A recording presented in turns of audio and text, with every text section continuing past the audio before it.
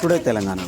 ఈరోజు ములుగు మండలంలోని గుర్తూరు తాండా గ్రామంలో నూతన గ్రామ పంచాయతీ కార్యాలయ భవనాన్ని ప్రారంభించిన రాష్ట్ర పంచాయతీరాజ్ గ్రామీణాభివృద్ధి స్త్రీ శిశు సంక్షేమ శాఖ మంత్రివర్యులు డాక్టర్ ధనసరి అనసూయ సీతక్క.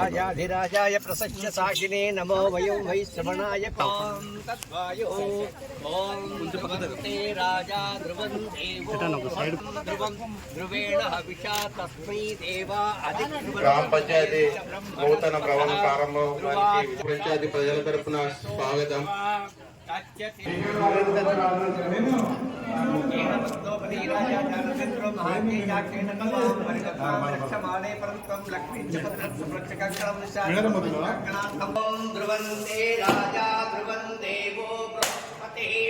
ధ్రువంత ఇంద్రచాగ్నిశ్చ రాష్ట్రం ధారయతాం వేదో లక్ష్మీ మనపగామిని దేవి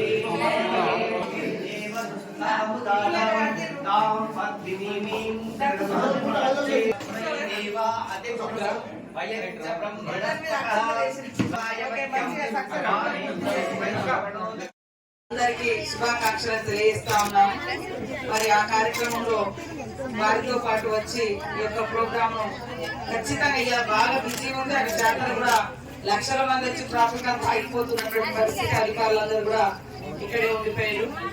సో తొందరగా వెళ్ళిపోవాల్సిన అవసరం కూడా ఉంది. మరి సత్యరెడ్డి అన్న గారికి సోదరుడు మొదటి నుంచి దానికి ఈ బిల్డింగ్ ఇవాళ కట్టినమంటే దానికి పునాది 2006లో కాంగ్రెస్ ప్రభుత్వము సోనియమ్మ తెచ్చినటువంటి 100 రోజుల పని చట్టం.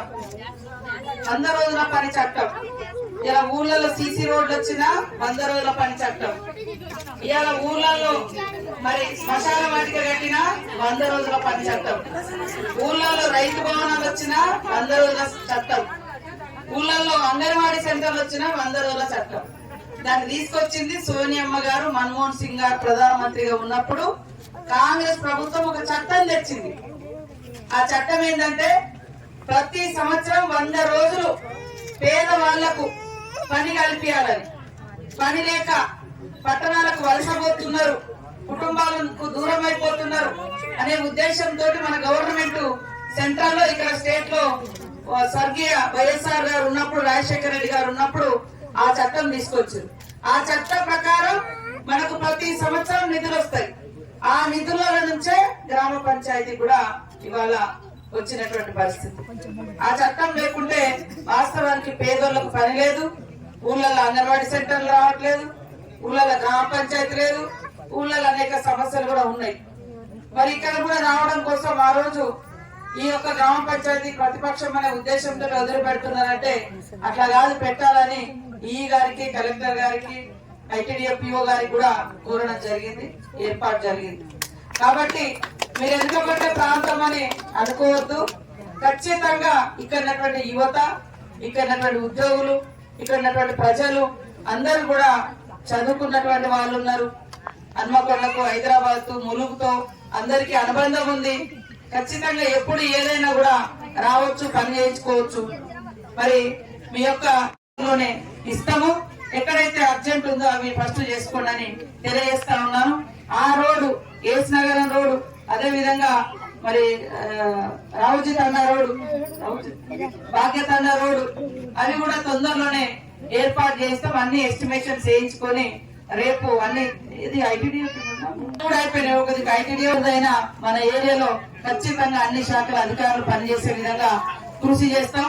వచ్చినటువంటి డబ్బులు కూడా సక్రమంగా పనిచేయించుకోవాలి ప్రజలు గాని, ప్రజాప్రతినిధులు గాని. ఇప్పుడు ఆ సీసీ రోడ్ అయింది, 50 లక్షలు పెట్టి చేయించడం. పెద్ద రోడ్డు మట్టి అది ఉట్టిగానే పోతుంది. అది మళ్ళీ 3 రోజులకు గుంతలు పడతాయి. మళ్ళీ 3 రోజులకు మళ్ళీ చేయాలంటే చేస్తారా? చేయరు. కాబట్టి అక్కడ ప్రజాప్రతినిధులు గాని, గ్రామ పెద్దలు గాని, అయ్యా ఈ రోడ్డు ఎట్లా చేస్తాను అని అడగాలి. కాంట్రాక్టర్ వచ్చాడు, చేసి వెళ్ళిపోయాడు. ఆయనకైతే పైసలు వస్తాయి. కానీ మనకు రోడ్డు ఒక ఏడాది ఉండాలా వద్దా? ఉండాలి కదా. ఇప్పుడు ఆ రోడ్డు ఊర్లో సీసీ పోసిండు, మొత్తం చిన్న చిన్న చిప్స్ తేలుతుంది. కాబట్టి బిల్లు ఆపమని చెప్పిన, బిల్లులు ఇచ్చేది ఉండదు. ఎవరైనా గాని నాణ్యత పాటించని వాళ్ళు, రోడ్లు మంచిగా చేయనటువంటి వాళ్లకు మేము ఇక్కడ ఏమన్నా చేస్తాం, 40 డబ్బులు ఎత్తుకుంటామంటే కుదరదు. అది అసలే కుదరదు. కాబట్టి ఖచ్చితంగా మీరు కూడా ప్రజలు ఎప్పటికప్పుడు అప్రమత్తంగా ఉండాలి. వాటర్ కొడుతున్నా లేదా, సిమెంట్ కరెక్ట్ ఉందా లేదా చూసుకోవాలి. అధికారులు కూడా ఆ క్వాలిటీ పాటించాలి. ఒకప్పుడు రోడ్లు చేస్తే 10-15 ఏళ్ళు అట్లా నిలబడేది. ఇప్పుడు 3 రోజులకే ఊసిపోతున్నాయి, 3 రోజులకే ఊసిపోతున్నాయి. 3 రోజులకే ఊసిపోతే ఎట్లా? కాబట్టి ఖచ్చితంగా నాణ్యత పాటించాలి ప్రతి అధికారి కూడా అని ఈ సందర్భంగా తెలియజేస్తా ఉన్నాను. అదే విధంగా పాపం సర్పంచ్ గారు సొంతంగా కూడా ల్యాండ్ కొన్నాడు. చాలా మంది ప్రతిపక్షం అనే కాదు, అధికార పక్ష సర్పంచ్ కూడా చచ్చిపోయి ఆత్మహత్యలు చేసుకున్నారు వీళ్ళు రాక. మేము అసెంబ్లీలో మాట్లాడితే కాంగ్రెస్ వాళ్ళు అనేది, కాంగ్రెస్ వాళ్ళు ఎక్కడ పనేది కాంగ్రెస్ వాళ్ళకు అని టిఆర్ఎస్ వాళ్ళు సర్పంచ్ల గురించి మాట్లాడితే సర్పంచ్ కూడా బిల్లు పెండింగ్ ఉండొచ్చు, ఉన్నాయా రూపాయలు? కాంగ్రెస్ వాళ్ళు చూడండి రాజకీయం చేస్తారని టిఆర్ఎస్ వాళ్ళు అంటారు. ఊరూరు సర్పంచ్ల గోస వర్ణాతీతం, చాలా డబ్బులు పెండింగ్ ఉన్నాయి. ఇప్పుడు వచ్చి కేటీఆర్ వచ్చి మేము కొట్లాడతామంటారా? నిన్న దాకా నీదేనే అధికారం, మేము అడిగితే మా నోరు మూయిస్తుంది, మేము అడిగితే లేదు అన్ని బిల్లులు ఇచ్చేసాం అని అన్నారు.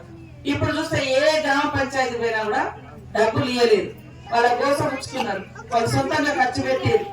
ఇప్పుడు మళ్ళా మేము కొట్లాడేందుకే ఈ చేతుల్లో నిన్న దాకా అధికారం ఉండే. కనీసం 2-3 నెలల బిల్లులు ఇచ్చిన అయిపో, 2-3-16 నెలల నుంచి కూడా గ్రామ పంచాయతీ వాస్తవానికి నేనే చేయాల్సినటువంటి పరిస్థితి.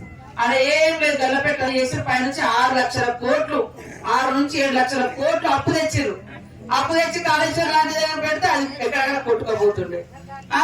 మళ్ళీ అంటారు వాళ్ళు మేము జనానికి ఆటోలు అంటే బస్సులు రాని ఆటోలు బస్సులో లెక్కదని ఆటోపతి కుట్ర. చూడు, మేము ఆటో డ్రైవర్లను కూడా ఆదుకుందామని చెప్పిన. ఇప్పుడు ఇక్కడ నుంచి కొనసలకుంట నుంచి వరంగల్ దాకా బస్సు ఆటో పోతుందా? చిన్న ఆటో పోతుందా? మరి దానికోసం మనం పెట్టిన ఉదాహరణకు వాళ్ళేమో ఆటోలలో రెచ్చగొడుతున్నారు. మరి లక్షల రూపాయలు, కోట్ల రూపాయలు ఉన్నోడు ఇట్లా 100 ఎకరాలు రైతుల పేరు మీద, రైతులు కాకుండా భూములు కొనుక్కొని పట్టాలు ఎక్కించుకొని వాళ్ళు రైతు బంధు పొందేది. పేదోళ్ళు ఎవరైనా అడ్డుకున్నారా? వాళ్ళను దున్నకున్నా, చేను లేకున్నా, రోడ్ అయినా, శ్మశాన వాటికైనా వాళ్ళు ఎక్కడో ఉంటారు, ఇక్కడ ఎత్తుకున్నారు పైసలు. ఇక్కడ కళ్ళలో ముంగట మీరు కష్టపడ్డా మీకు రూపాయి రానటువంటి పరిస్థితి వ్యవసాయదారులకు. కానీ ఈ రోజు ఆటోలను మహిళలు ఉచితంగా బస్సు ఎక్కుతారని వాళ్ళని టీఆర్ఎస్ పార్టీ రెచ్చగొడతా ఉంది. ఆటో సోదరులు కూడా అర్థం చేసుకోవాలి, అలా మీ కుటుంబంలో ఉంటారు ఎక్కటోళ్ళు. మనం ఇక్కడ నుంచి ఇక్కడ రామచంద్రపురం మల్లపల్లి వరకు నడుపుతాం, కానీ హైదరాబాద్ దాకా బస్సు ఫ్రీగా తీసుకుపోతారు. మరి చిన్న దానికోసం ఆపితే మరి పెద్దదానికి లాస్ అవుతారు కదా, 500-600 ఖర్చు వస్తుంది బస్సుకు. మరి ఆటోలో పోలేరు కదా. అందుకనే మా ఆటో సోదరులు కూడా అర్థం చేసుకోవాలి టీఆర్ఎస్ పార్టీ కుట్రలు. వాళ్ళు 3 రోజులు కానీ అధికారం దిగిపోయి రోజు మమ్మల్ని నిలదీస్తాం అంటారు. కనీసం వాళ్ళ కుక్కకు 12 లక్షల, కేటీఆర్ కుక్కలకు 12 లక్షలు పెట్టి ఇల్లు కట్టించారు, వాటికి షెడ్లు వేసారు. వాళ్ళు ఆటలు ఆడుకోవడం కోసం 2-3 కోట్లు ఖర్చు పెట్టుకున్నారు బ్యాడ్మింటన్ ఆడడం కోసం. మన ఊళ్ళో పిల్లలకు గేమ్స్ పెడితే టీచర్లు కొంగులు బట్టి అడుకొచ్చి పాపం అక్కడక్కడ గేమ్స్ ఆటలు ఆడిచ్చారు. మనకైతే ఇల్లు రాలేదు ఇంతవరకు, కుక్కలకు మాత్రం ఇల్లు కట్టించారు ఉండడం కోసం. వాళ్ళ పాలన అట్లా, మన పాలన ప్రజల కోసం ఆలోచిస్తారు. మేము ఎవ్వరం కూడా విలాసాల కోసం, సొంత ఖర్చుల కోసం, సొంత వివరాల కోసం ఎవరం చూడడం లేదు. కాబట్టి మీరందరూ కూడా దయచేసి కాంగ్రెస్ పార్టీకి అవకాశం ఇచ్చినందుకు మీ అందరికీ ధన్యవాదాలు. అందరూ అధికారులు కూడా కష్టపడి పనిచేయండి, ఇష్టంతో పనిచేయండి. మీ ఇంట్రెస్టులు, మీ బాధలు కూడా మేము అర్థం చేసుకుంటాము.